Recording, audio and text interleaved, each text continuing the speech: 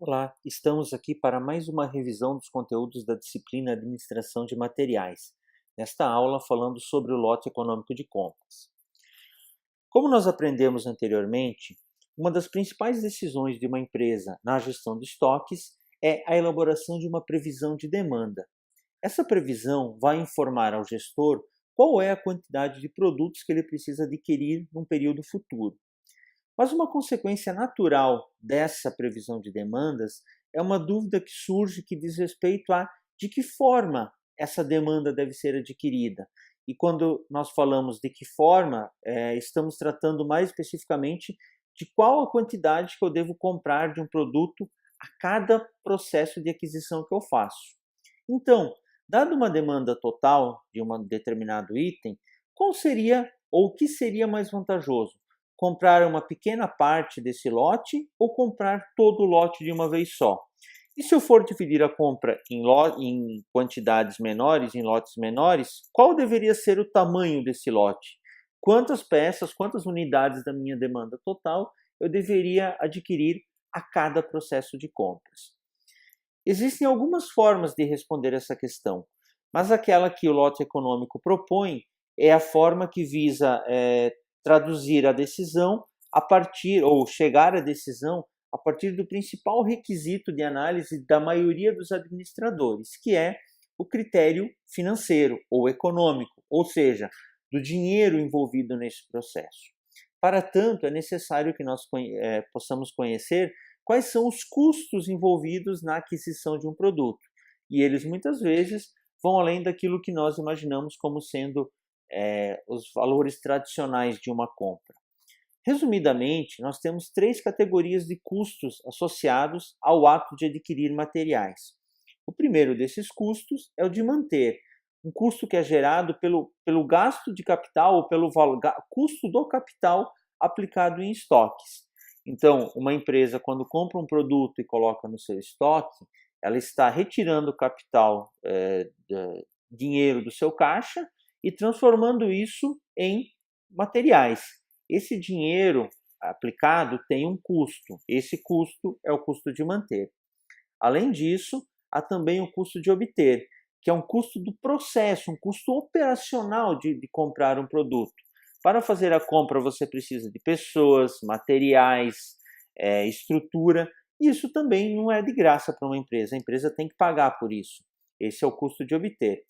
E aí, aquele custo que evidentemente é conhecido por todos, é o custo direto, o valor que efetivamente eu pago pelo produto, incluindo todos os impostos, frete, seguro e eventuais aditivos que possam haver no seu preço.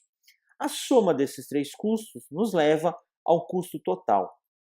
O que é interessante observar nesse modelo é que, de acordo com a quantidade comprada de um produto, esses custos vão variar. Por quê?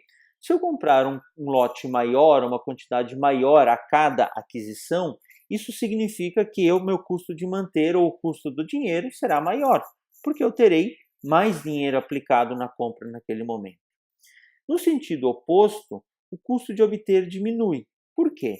Porque comprando quantidades maiores a cada processo de aquisição, eu vou ter que repetir o processo de compras um menor número de vezes, consequentemente, reduzindo o custo de obter.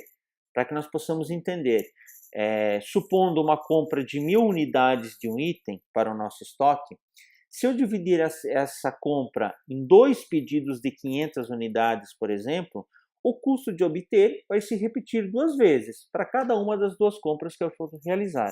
Agora, se eu dividir essa compra de 1.000 unidades em 5 compras de 200, por exemplo, eu vou ter o custo de obter repetido 5 vezes, porque eu vou ter que comprar ou fazer todo aquele processo, toda aquela operação de aquisição por 5 vezes. Então, o grande segredo do modelo do lote econômico é entender que esses custos se comportam de maneira contraditória e aí buscar um maior equilíbrio entre eles.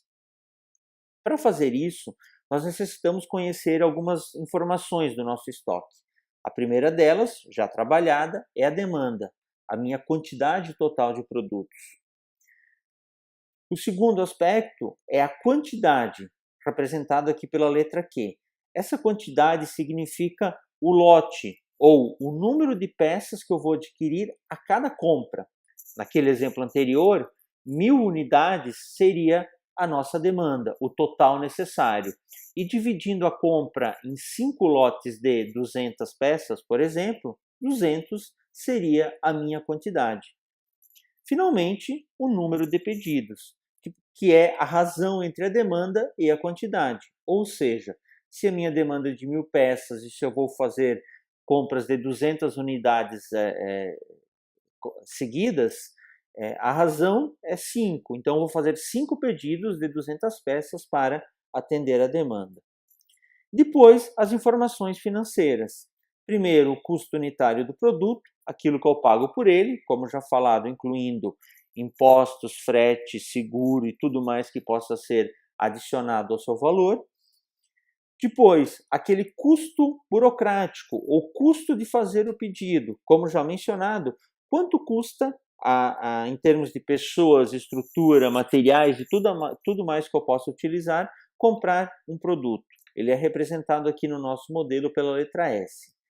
E, finalmente, um custo também bem conhecido, que é a taxa, o custo do capital envolvido na aquisição de um material.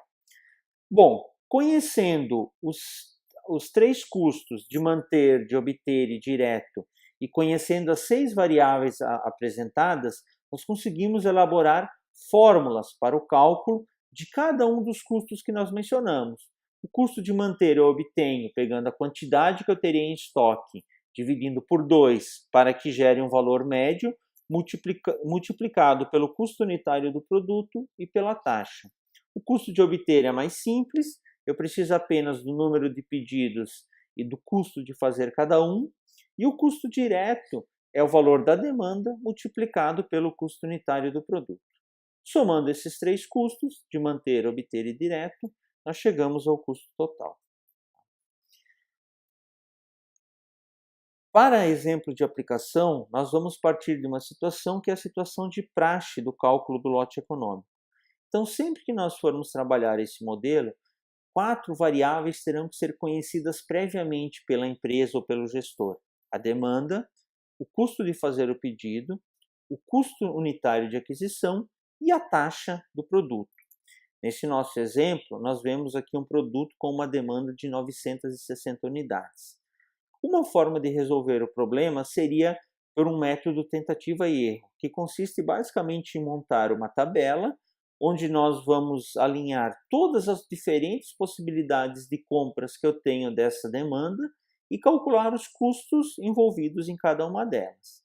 No exemplo, a primeira possibilidade que nós teríamos seria a aquisição integral do pedido, ou seja, fazer apenas uma única compra da quantidade total de 960 unidades. Então, aplicando as fórmulas mostradas antes, nós teríamos o custo de manter, obter e direto e, consequentemente, o custo total. Em uma outra possibilidade, nós dividiríamos o nosso lote em 2 compras de 480 unidades. Observando e aplicando as fórmulas novamente, nós temos os custos envolvidos e percebemos que o custo total diminuiu, ou seja, é mais vantajoso para a empresa fazer a compra em 2 lotes do que apenas em um. Podemos repetir o processo para a aquisição em 3 pedidos, para aquisição em 4 pedidos de 240, que é a resposta certa, eu já vou explicar, e em 5 pedidos de 192 unidades, por exemplo. Como que nós podemos analisar esse tipo de situação e identificar qual é o melhor lote de compra para a empresa? Obviamente, a solução buscada é aquela em que o custo total resulta o menor possível. Como nós podemos ver na tabela, entre um pedido e 4 pedidos, nós temos uma queda contínua do custo total. Isso significa que enquanto o custo total está em declínio, eu tenho que continuar tentando ou testando as possibilidades que eu tenho. Porém, quando ele para de entrar em declínio e começa a subir, que foi o que aconteceu quando nós pulamos de 4 para 5 compras, ou 4 ou 5 pedidos, nós observamos nesse modelo que o custo não vai voltar a cair, ele sempre vai continuar aumentando. Então, quando eu chego nesse momento que o custo deixa de cair e começa a subir, eu tenho o meu lote econômico de compras. Mas também nós podemos afirmar aqui que nem sequer seria necessário nós calcularmos o lote, o custo total da possibilidade com 5 pedidos. Por quê? Porque como nós descobrimos rapidamente, o lote econômico de compras sempre vai estar naquela situação onde o custo de manter e o custo de obter são iguais. Percebam no modelo que o custo de manter começa alto e vai caindo, e o custo de obter, ao contrário, começa baixo e vai subindo, dado aquela explicação anterior sobre como esses custos se comportam. Em um determinado momento eles se encontram, e ao se encontrarem, nós temos o lote econômico de compras, ou seja, para essa empresa, a melhor solução para a aquisição desses materiais seria realizar a compra do seu produto em 4 lotes ou 4 pedidos com 240 unidades cada um. Mas é claro, aplicar uma tabela dessa em outras situações, com valores mais elevados, que podem gerar uma série de tentativas e erros, deve dar ou gera muito trabalho. Então, uma solução mais prática é possível através do igualamento das fórmulas do lote, do custo de manter e do custo de obter. Esse igualamento nos leva a uma situação em que nós descobrimos o leque aplicando a fórmula raiz quadrada de 2 vezes a demanda vezes o custo de fazer o pedido, dividido pelo custo unitário multiplicado pela taxa. No nosso exemplo, os valores que eram dados anteriormente, nós aplicamos na fórmula e chegamos ao resultado 240, ou seja, a melhor solução para a empresa é comprar 240 unidades do produto de cada vez, exatamente como nós havíamos determinado também pelo modelo de tentativa e erro. Então, o uso da fórmula geralmente é a solução mais recomendável. E depois que eu tenho a quantidade, é fácil determinar o número de pedidos que eu necessito, dividindo a demanda por essa quantidade, e aí sim calcular os custos, mas apenas naquela situação que me interessa, na situação do lote econômico de compras. Quase finalizando já, uma variação desse modelo é o modelo do desconto por quantidade. Ele serve para uma empresa determinar se é vantajoso ou não receber ou aceitar o desconto que um fornecedor oferece para que ela compre uma quantidade maior de um determinado item. Essa, aliás, é uma prática muito comum no mercado. Como que nós podemos adaptar o modelo de lote econômico para nos dar essa resposta? É bem simples. Primeiro, eu pego a minha situação e calculo qual seria o meu lote econômico de compras sem receber aquele desconto, ou seja, qual a quantidade exata que eu deveria comprar para minimizar os meus custos. Em seguida, eu vou refazer o cálculo dos custos, mas usando como quantidade não mais o valor do lote econômico, e sim aquela quantidade que o fornecedor determinou que eu deveria utilizar para receber o desconto. Aplico o desconto sobre o custo unitário do item e recalculo o custo de manter, o custo de obter e o custo direto. Se nessa segunda simulação, na quantidade do fornecedor, o desconto, o custo total for menor do que o custo total com o lote econômico de compras, eu devo aceitar a proposta. Se não for, eu não devo aceitar a proposta, porque estaria, na verdade, apesar de receber um desconto, estaria gerando um maior custo para a empresa. Bem, em relação ao lote econômico de compras, esses são os principais aspectos da aplicação do modelo. Em sala nós tivemos uma série de atividades e práticas de aplicação para ilustrar melhor o conteúdo. Mas é importante ainda, para finalizar, mencionar as principais críticas a esse modelo. Apesar de muito reconhecido na literatura, hoje ele recebe algumas críticas em relação à validade ou à qualidade da sua aplicação. Dentre elas está o fato que as diferenças de custo são insignificantes entre lotes próximos, ou seja, fazer 4 compras ou 5 compras de um produto, geralmente a diferença de custo é mínima, que sequer justifica o tempo de análise e levantamento de dados que pode ser necessário. Outro ponto é que nós partimos de um modelo onde a previsão, ou seja, a demanda esperada e os custos são fixos, eles não se alteram. E na prática, nós sabemos que não é assim. A demanda vai mudando com o passar do tempo, os custos envolvidos na aquisição de um produto vão mudando com o passar do tempo.